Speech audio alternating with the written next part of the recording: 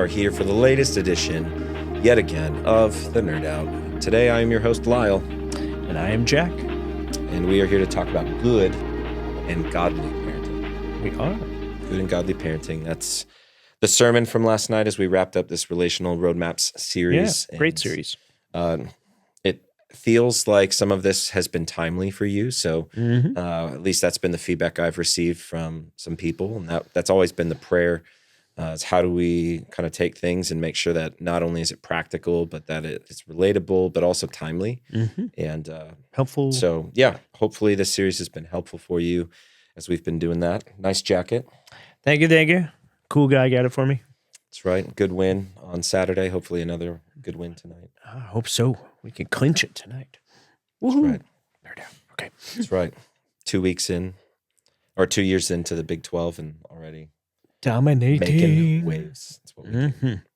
And March Madness is upon us. It is March 2nd. Right.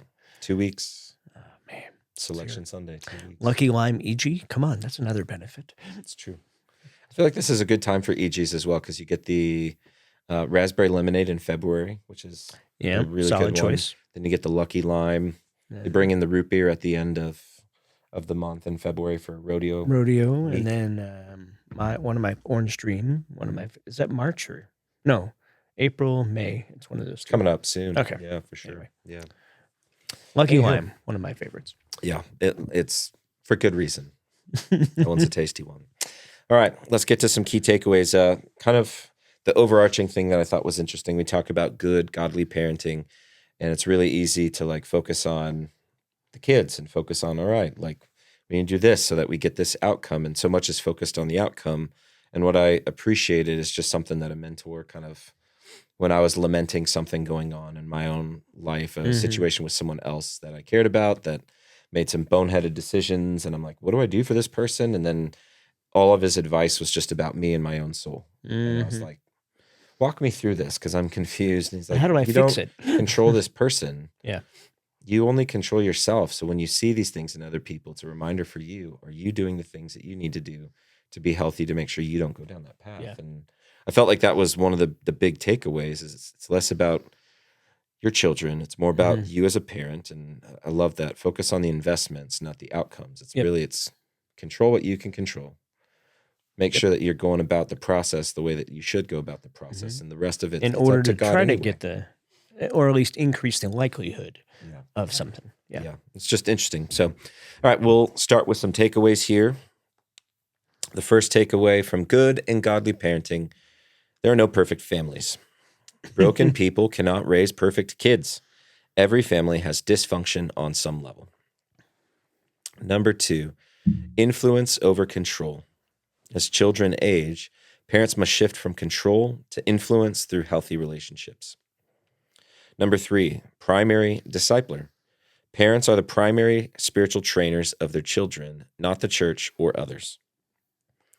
Number 4, investment, not outcomes. Parents control their investments in their children, but not the outcomes of their children's choices. And our final takeaway, number 5, training takes intentionality.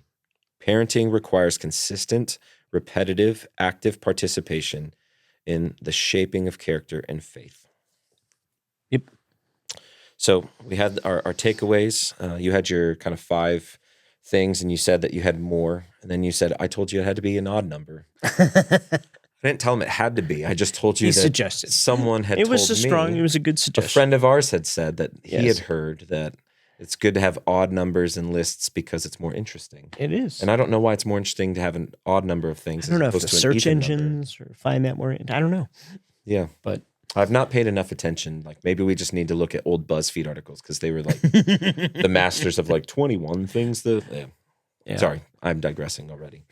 So we had our key takeaways. We had our 5 things that you mentioned last night. And I figure we can start with, you said there's more that you had, but you didn't share. Rather than jump into questions, I think it's more pertinent to make sure that we get to kind of the additional things first and foremost. Sure. Based on what time we have left, we can look at some questions. I'll keep it brief in the sense that I think, again, it's that reminder of, I'm 28 years into this parenting journey, and now all my kids are Do I need to bleep that out? kind of covered that yesterday. Just wanted to feel younger. It's okay. That's all. All right. So we're okay to say 28 years. I'm 55. It's okay. I will own that. I think Gordon MacDonald, who wrote Ordering Your Private World, right? Mhm. Ordering Your Private World. Great book if you're in your 20s to read. But he tells a story of walking in on his two kids who are arguing in the hallway, really kind of digging into one another. And he kind of stopped them and he said, listen, in this home, we build each other up. This is a home that builds. Out there is a home or is an environment and a culture that will tear you down, that will kind of try to rip you apart. You have to look over your shoulder. People are always trying to get at you. But in here, in our home, we build each other up. And that was a big thing that I think is a good reminder for us that as parents or grandparents or people who care about the next generation, that in the home, do your absolute best to build up, not tear down. There's a lot of biblical verses that talk about that. Speak words that lift up others. And so, and then he talked about the idea of having discernment as a parent to know when to stand alongside and when to build a fence. And what he meant by that is, when is your kid a tree and when are they a tulip? Meaning a tree, when you're walking through a park, you don't walk through a tree. You got to walk around a tree because they're strong. But a tulip, they're beautiful, and even at full growth, they're delicate. And so you build a fence around a tulip in order for the beauty to shine. And he talked about having conversations with primarily more so with his daughters, but with his son as well, as, hey, how are you feeling today? Are you a tree or are you a tulip? Meaning, if you're a tree, I'm just going to stand alongside you. You got this. I'm here. I'm cheering you.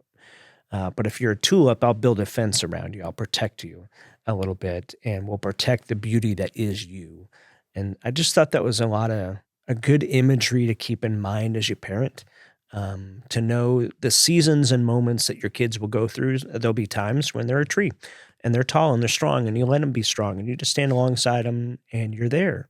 But there's other times where the world's kind of taken a chunk out of them and they've gotten beat up. They're deflated a little bit. They're more like a tulip and they're beautiful. And maybe you just need to build a little fence around them for a little while and for a moment or a season to kind of help them. And some of you have had to make those decisions when it came to schooling. Is this the best spot for them? There's maybe bullying going on. Do I need to help them navigate through it, or do I need to remove them and place them into a different situation? That's a schooling example.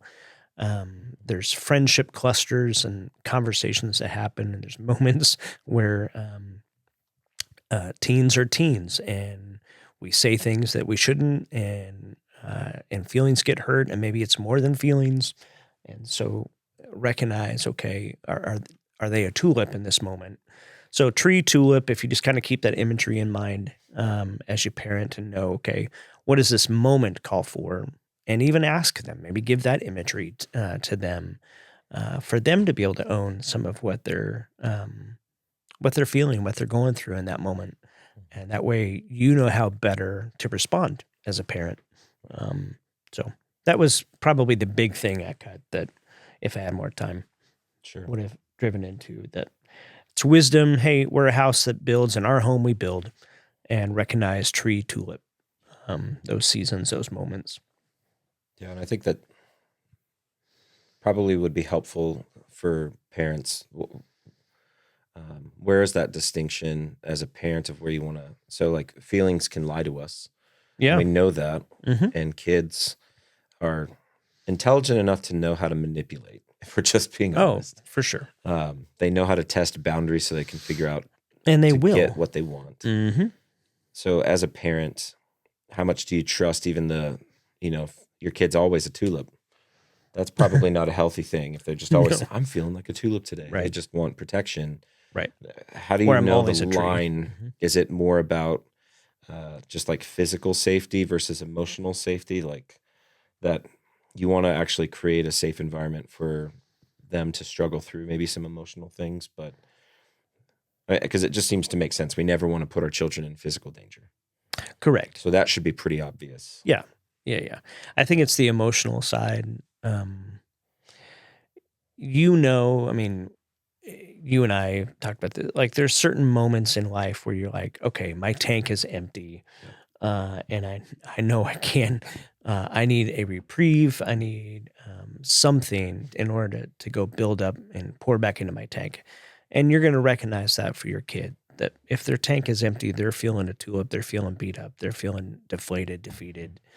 Okay, you recognize that outside of manipulation, and outside of letting feelings run the show. Feelings can be in the car, but they don't drive.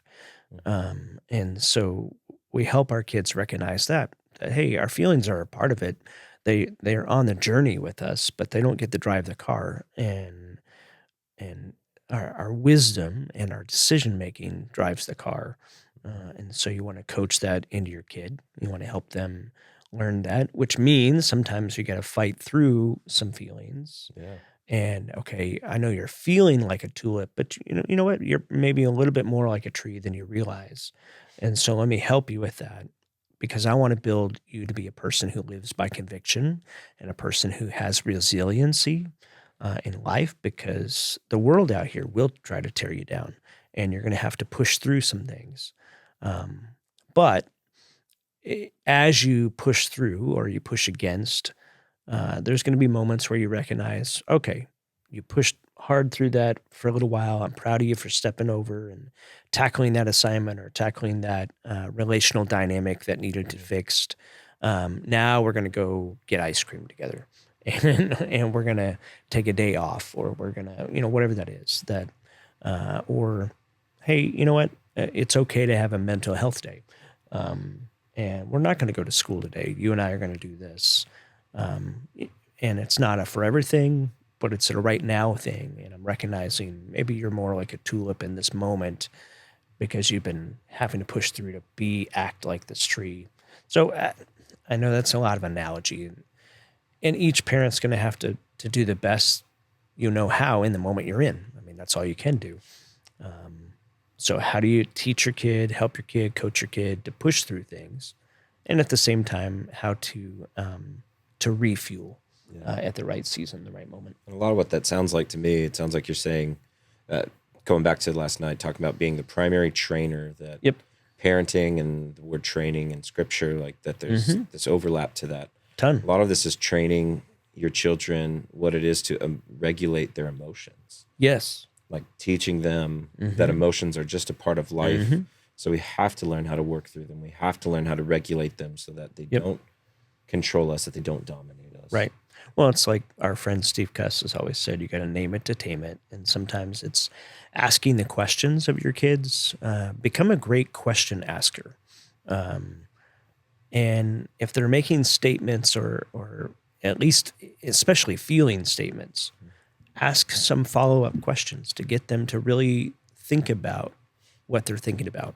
And for them to be able to grow in their own self-awareness, to recognize, oh yeah, maybe I was feeling frustrated. But that's really all it is. It's frustration. I'm not beat up maybe as much as I thought I was. Or maybe I'm not as deflated or defeated as I thought I was. I'm really just frustrated. And so you're helping them process through in ways. So become a good question asker. Yeah. How do we, so you mentioned that too with your mom and the thinking chair and just this gift of self-awareness. What does it look like to move from the gift of self-awareness to the gift of self-regulation? Because they're two different things. They are. And self-awareness is a great place to start. But again, as you called him, our friend, Steve Cuss, the way that he talks about the world doesn't need more self-awareness. It actually needs more self-regulation. Like, if I know that you're a jerk, I need you to stop being a jerk. Right. Like, it's not enough that you know you're a jerk. It's what the world needs is for you to actually stop acting like a jerk. He didn't use those words. It was actually pretty funny the way he set it up, but keeping it family friendly.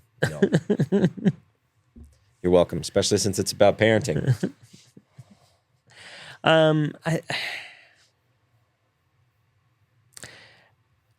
There's no easy way to do that. um, and sometimes, Well, doesn't it add on to the questions? Like once you help, yeah, they have self-awareness. It's maybe asking the question, all right, so in light of this, what are you going to do? what are you going to do? What are your options? And maybe it's helping them learn. Like, who I are we? remember, Knowing who we are, yep, how do we move it's back forward to now that your we know group this? identity statements that we talked about in the series we did in January, of saying, okay, if this is the kind of people we're going to be, because we're for those of you who are Christ followers, hey, as Christians, we're called to be these kind of people. And so our family, as followers of Jesus, we live this way. And if you're not ready to get there yet, what's keeping you from getting there, and helping them process through questions of going, why are you not able to get there, or why are you choosing not to? And then let's think through your options. I remember my mom always, often saying that, okay, well, you need to go forward and accomplishing this task for school, this relationship dynamic that's playing out in the baseball team or whatever it may be. What are your options? And she would help me think through, okay, yeah, I could do this and it would probably go this way. I could do this, it'll probably go this way. What's the better way? What's the healthier way? And what way do you think Jesus would want you to go? Right.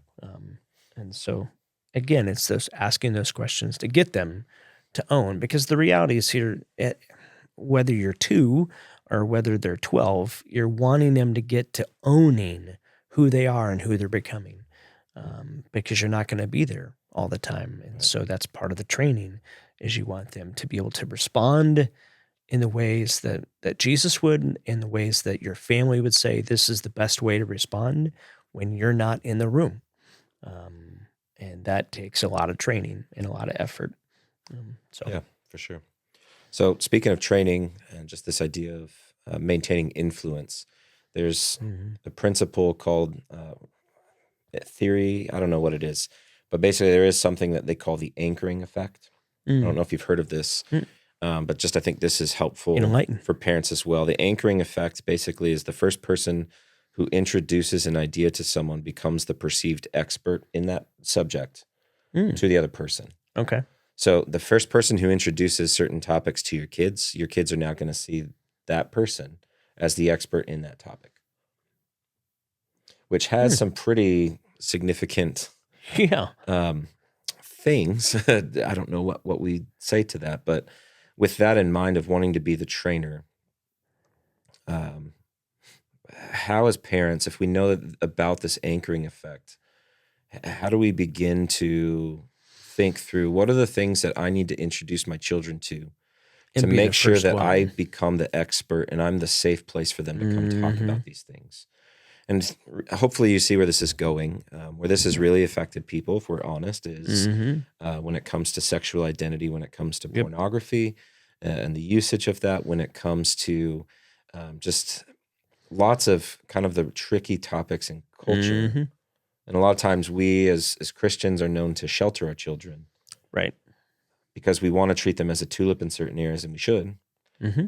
But where do we start to But maybe we need to be have some earlier in the game, conversations just to make sure that we are the most influential person if we want to have that influence?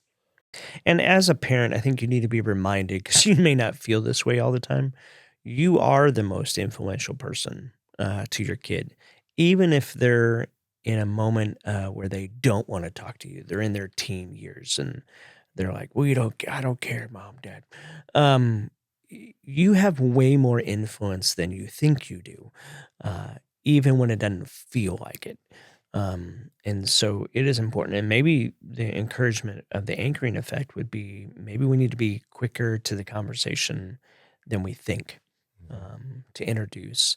And it's not that I have to camp on it forever and always, but I mean, I remember with my kids when they were little, we'd see someone smoking, and I just said, you know what, we don't smoke, because it's not the best for you and not healthy, and we're going to be people who live a different way. So We want to be like, people who take care of our bodies. yeah, we didn't camp on it. I didn't spend 30 minutes. Like, it was a simple little life lesson. You know, we choose to do better at stewarding our body. and we're not. I'm not perfect at that, but we want. God's given us the ability to steward, and so we Right. want to own that. Or even just at a young age too. There may be people who want to talk to you about your body Mm-hmm. and talk to you about, special parts and private parts on your Mhm. body. We don't talk with people about that. No, we can Uh, talk together about that. We can talk about that in our home. together, Mhm. but if you start to hear people talking about that at school, make sure you talk to me about what they're saying. Right. Because there comes a point where, yes, they should be learning about biology and they should be learning about Mhm. some of these things, but we want to make sure that the ideas that our children are exposed to, that we're the first ones to bring that up so they see us as the expert in Yeah. that. And I would say that I come from the generation of a lot of people my age feel like their parents did a great job with them, especially the Christians and the people who I know who are still resilient Mhm. and in the church.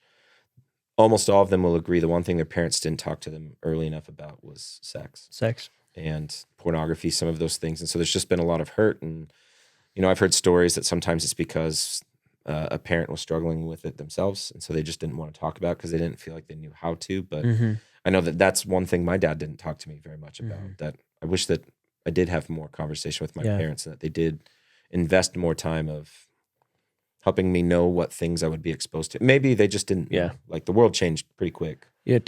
But in today's day and age where there's, sexploitation, and Right. you've got people online who are trying to Mhm. blackmail children Yeah. using risque That's photographs. I mean, the there's part. there's awful things that kids need to be prepared Yeah. for, and that's part of training, whether we like it or not. Mm-hmm.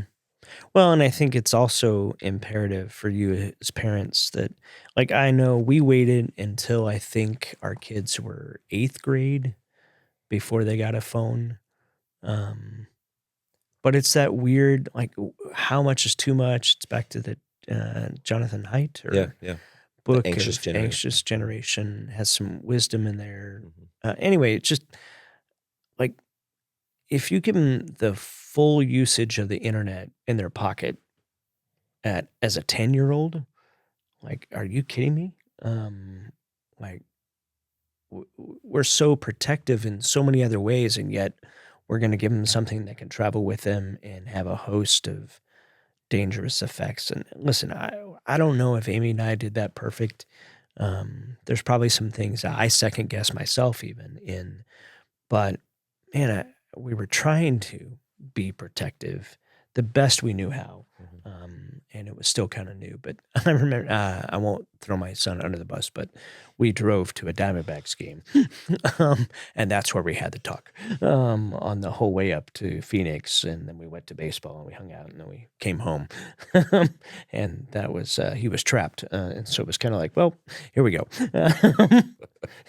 And we had a book that we read together. Yeah, right. It's good. So there you go. I won't give him more than that because it'll be too much for him.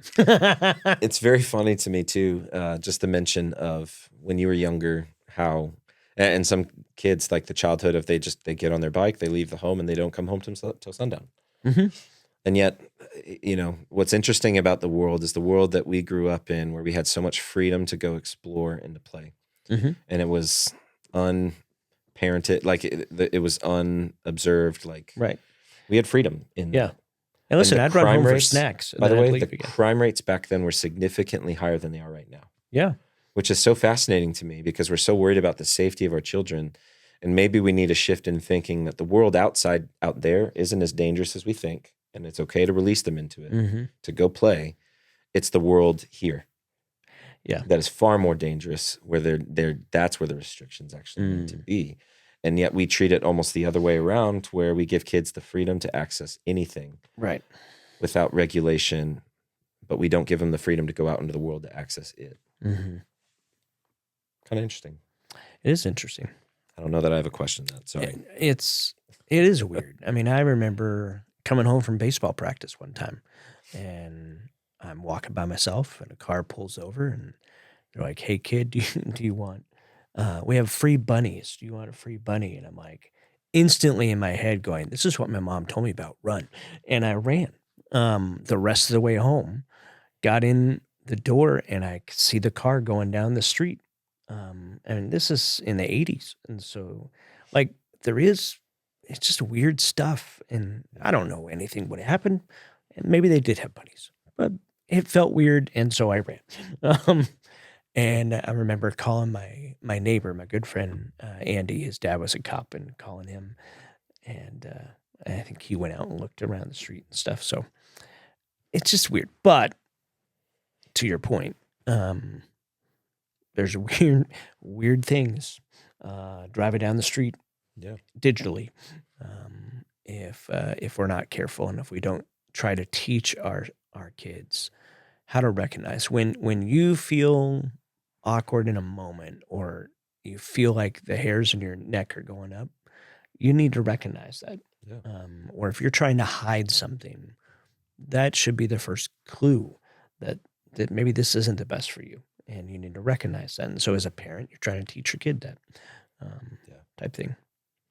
All about training. Yep. And there's going to be failure with this. That was a lot of what you talked about, and that's really as we get into some of these questions here. Yep. How does this reality that broken people cannot raise perfect kids change our expectations of what, as parents, how does it change your expectations of yourself as a parent, or influence your view of your own upbringing? It's kind of how they put that question. Yeah. But I think that's an interesting thing to process and to think through of, okay, broken people aren't going to raise perfect kids. What does that mean for me as I go into parenting? What does it mean for me as a child who had parents who I can say did their best, even though they may have failed in some areas. Right. But it wasn't that they failed there intentionally, because they're like, screw this little guy. We want to hose him as he goes out into the world. There was never, there's no ill intention behind it. Correct. For the most part. There's not. I mean, I know some of you have navigated through things. I think for parents, sometimes it's, as you parent your kid, it's okay to give yourself a little extra grace. To be like, I didn't do that right. Okay, own that. Yeah. And then ask for forgiveness, and teach your kid how you are learning about, what, God calls me to be this kind of person, and I probably didn't live that out the best in that moment. And I want you to know that I'm big enough to admit that, because I want you to get to the place where you're big enough to admit when you get it wrong. And I probably hurt you in yelling that way, and I disciplined out of frustration in that moment, when I always want to discipline out of love. And I always want you to know my love for you is never in question. Never. Now, your behavior doesn't mean I have to approve of everything you do. And I may call you on things and stuff like that. So sometimes as a parent, it's just taking a deep breath and giving yourself maybe a little more grace, and then making sure that you pass that on to your kid and model that to them in that sense. Yeah. And for kids who are maybe even adult kids now, as you look back on the parenting journey that you went through as you were raised, is maybe give your parents a little more grace. Of they didn't have that ill intent, or maybe they weren't perfect. But most of us don't even know how our parents were raised. Correct. So we don't know what things, the stock they came from. Yeah. Right. Yeah. You and I are blessed that we came from really good stock. And that's the hope, is that you can continue to get healthier. But there are no perfect parents. There's no perfect kids. There's no perfect families, and what you want is healthy and godly. And I think sometimes too, it's hard to extend that grace. But the picture I have in my mind as you were explaining that is, if I'm new to an area, like last summer, my wife and I drove to Tennessee for vacation. So I've never driven in Oklahoma, never been to Arkansas. So as we're navigating, as we get off the freeway to go find a place to eat or find a hotel or do whatever, I missed a couple turns, even though I had the GPS, and it's annoying, but I can give myself grace for that. Whereas when I miss a turn in Phoenix, where I grew up, I'm livid. So sometimes we need to just realize, though, for our parents, they've never been here before.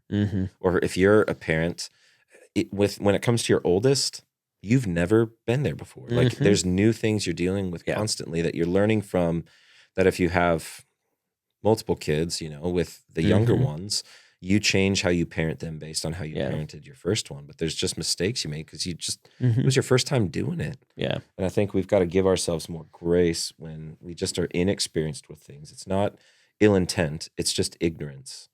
And Mhm. that there's a level of ignorance that we all have that Right. we've got to be more gracious to extend. It's amazing when you don't have kids, how much like when kids are acting up in public, you're like totally judging that parent. And you're like, I would not be.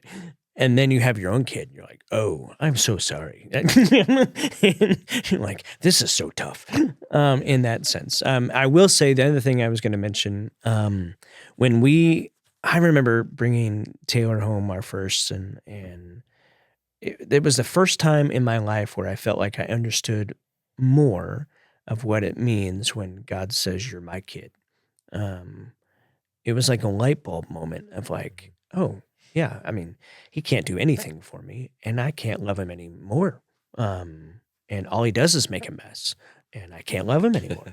And he can't do anything for me. Not that you can't, that you stopped loving him. Right. There's no way for this love to increase anymore. Yeah, Like you just it's feel like- like I love this child with And so you finally begin to everything. understand, oh, this is how God feels about me, even when I mess up all the time. And then I think the other thing I was going to mention is Amy and I talked about, because I felt really guilty when we got to 3 kids, and I felt like I was failing on a daily basis because I was trying to give equal time to each kid and equal investment to each kid in a day. And it just, there's not enough hours or time or bandwidth to do that. And the biggest light bulb change for me was when we got 3, and I don't know who said it or where I read it, but it was like, you know what? You can't do equal time in a day, but you can do equal investment or equal time in a week. And that simple phrase was so freeing to me of like, oh, yeah, I can invest in my kids, my 3 kids, like intentionally and equally the best I can over the course of a 7-day period than I can in 24 hours.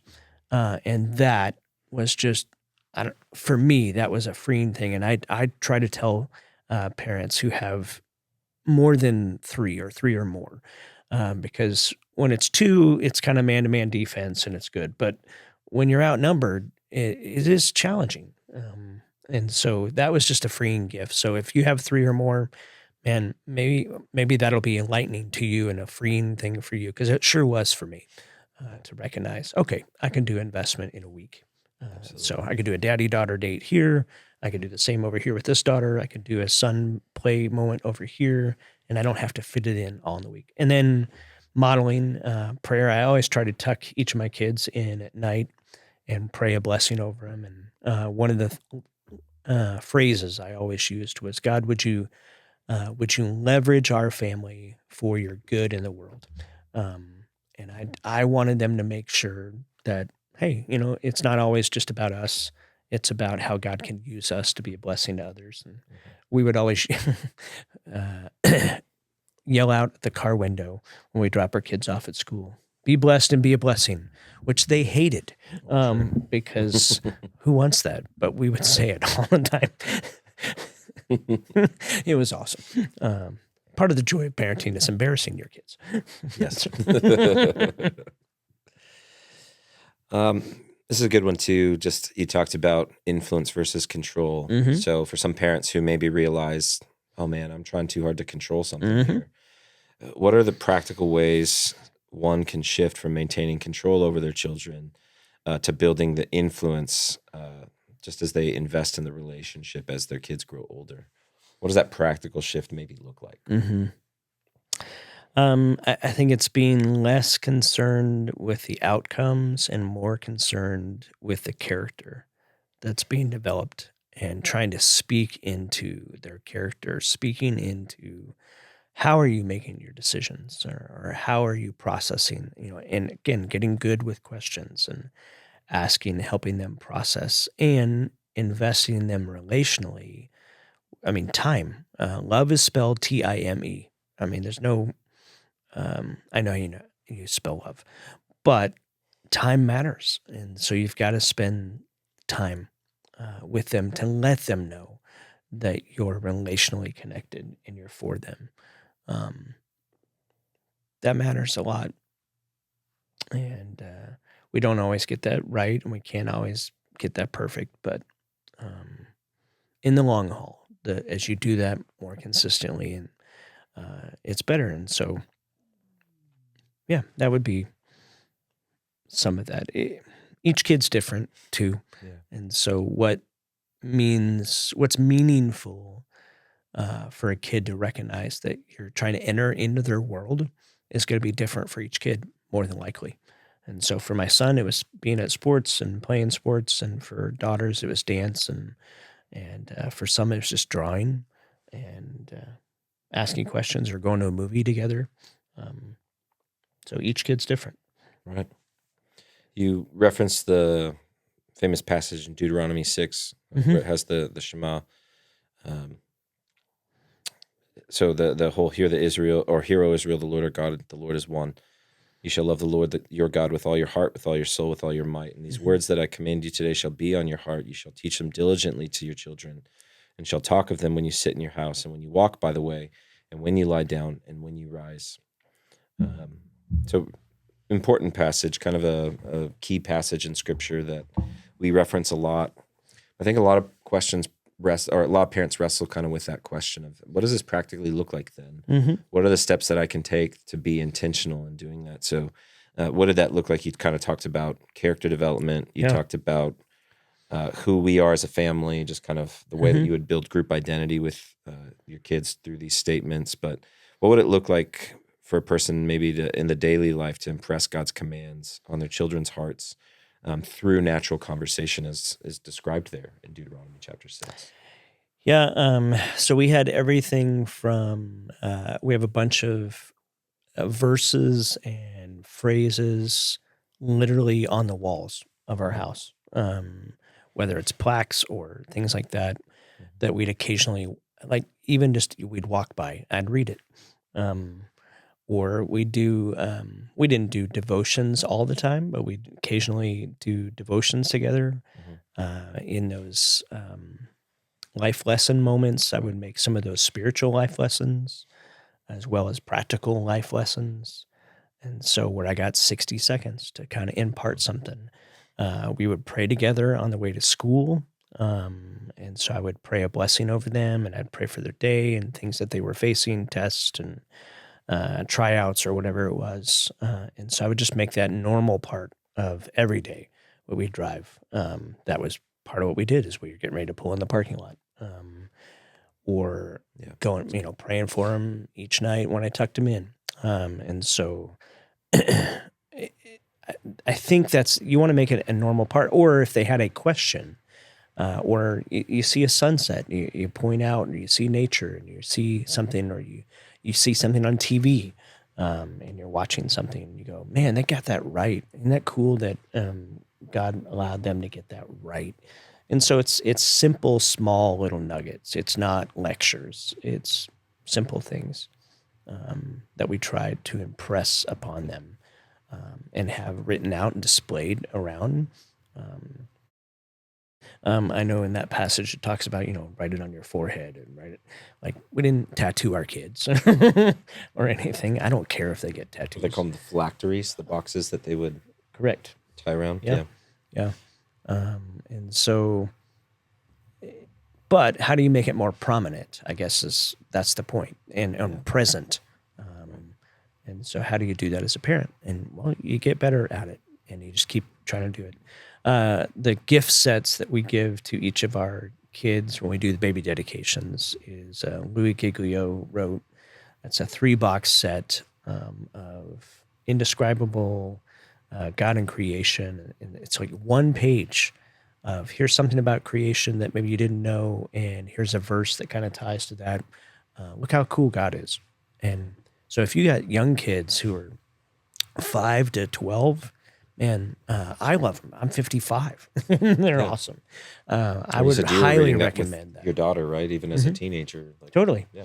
The other thing I did is things I wanted my kids to know. I actually have a list on my phone. I had 55 things that I wanted my kids to know when they became teenagers. I printed it out.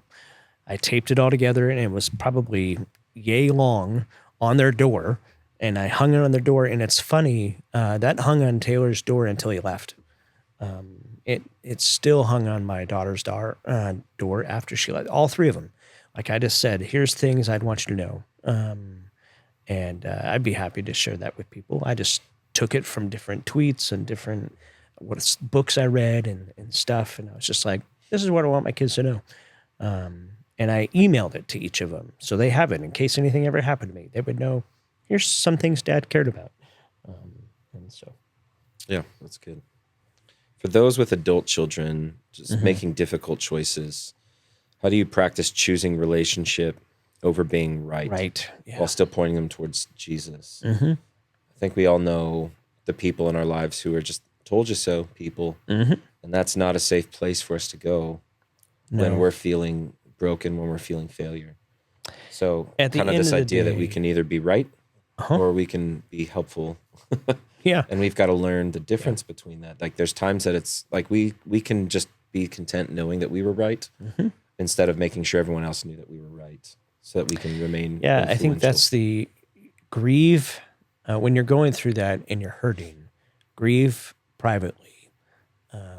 Don't languish publicly. And maybe it's the same way when maybe they discover, oh yeah, Mom and Dad were right. Don't gloat publicly,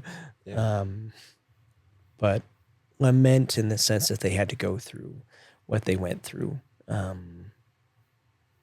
privately in that sense. And so, man, it's just, at the end of the day, it's so hard because you want to be right and you are right. Yeah. But that's not going to fix anything. Right. And so what you want to have is a right relationship with them. And that's where you got to maintain influence the best you can. And you got to trust that the same Holy Spirit and the same God who helped you navigate through difficulties and struggles is still at work in their life. And you're praying for that, even if they're not believers. And you as a believing parent have been praying for them. And you're praying for their salvation. You're praying for them to be healthy and whole. And you can coach. You want to be the one that they're going to call on the phone when they have a celebration moment or when they need comfort and they're hurting. You want to get that phone call. What you don't want is no phone call. And you could be right, but the phone never rings. You don't want that. Nobody wins in that. You don't win. They don't win either. And so, yes, you can be in a spot with adult kids that are maybe making decisions that you wish was different. I mean, the reality of what we're navigating, it's not the story I would have written, but it's the story we're in, and we're going to make the best of it, and we're going to do the right next thing. That's what we're going to do. And then I'm going to try to capitalize on the ways that I can and drop nuggets and not should-haves, but nuggets of wisdom and help and hope. Because God's still active. He's still on his throne. He's not thrown off by it. And he's still at work. Yeah. And I can trust him with that. I don't have to manage that. I guess that's the other thing is when I feel like I have to manage it, which I did, like I can be honest and say I felt like I needed to manage through some things over the last year. And the reality was that was above my pay grade. I did my parenting and I was faithful in it, not perfect, but faithful in it. And I can't try to lift when only God can lift. I can't try to do his job. And so I've got to recognize that. Yeah. So. All right. Well, as I said, and as you mentioned, we've got quite a bit for application. So I might just copy it, drop it all in the YouTube description. So where the description of the video is, if you click show more, you can see all of it. But really the way that the application is broken down, it's pick one or two things based on where you're at of what you can maybe do as a parent. So you've got for parents of young children, for parents of teens, for parents of adult children, and for non-parents. So there's a couple that I think are good regardless of the age of the children. So one of them is point out God's activity in creation or circumstances at least twice this week. Something you had kind of talked about in Be an arrow. Yeah. the Indescribable book. Also, model repentance by apologizing to your child when you mess up. What a gift that is, just when you have a parent who, listen, God's a perfect father. I'm not. Like when you have a dad who's like, I'm not, and I messed this up. And like I had a dad who apologized, and he was quick to apologize when he knew he messed up, and he was quick to point back to a perfect heavenly father who wouldn't do that. That's huge. Which was really, really helpful. And I've seen a couple other people up close, friends of mine who as dads, they did that. Have a conversation about faith that goes beyond rules and to ask about their personal relationship with God. Just what a helpful thing to normalize having conversations about God, about a person's relationship with God, so that they're not uncomfortable talking about that with anybody. That just becomes normal and a natural part of how you live out your life. So lots of other things here. For the non-parents, maybe you're just like, well, I don't have kids. What can you do? Well, here's a couple things. Identify a child or a teen that you can invest in spiritually. Volunteer in your church's children's or student ministry. I know that we've got a need for help in e-kids. That would be great. They would love to have Growing that. kids ministry. Yep. We could use some more. Yeah. Pray for the parents in your small group. It's a great thing. Or offer to babysit for a parent who just needs a break.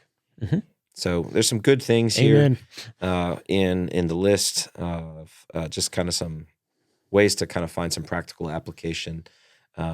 But yeah, again, hopefully this whole sermon series has been timely and valuable. Again, I know I can sometimes err on the theological side. So just the last couple times you've put a sermon series in front of me, I've really tried to be more practical as opposed to theological in that. And I think that that's the type of church that we strive to be, is just how do we have a good balance of both?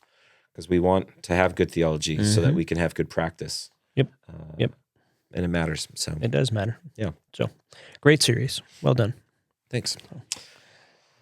Wrapping that up, we've got Signs of a Savior, new sermon series starting this coming week, where we're going to go through some of the miracles in the Gospel of John that will lead us through Easter. So Easter's coming. Got that to look forward to. And I just talked to another family that wants to get baptized the Sunday after Easter. So if baptism has never been something you've wanted to do, but or you haven't done, and you want to do it, or maybe you're kind of new in your faith, that Sunday after Easter, April 12th, we're going to have a baptism celebration and then a big dinner together afterwards. So stick around for that. Free. Yeah. So. Well, thanks for stopping by today to join us for the Nerd Out. Hope that this has been helpful for you, and praying that you have a blessed week. We love you, and we're excited next time we get to be in the room to worship together. To see you there.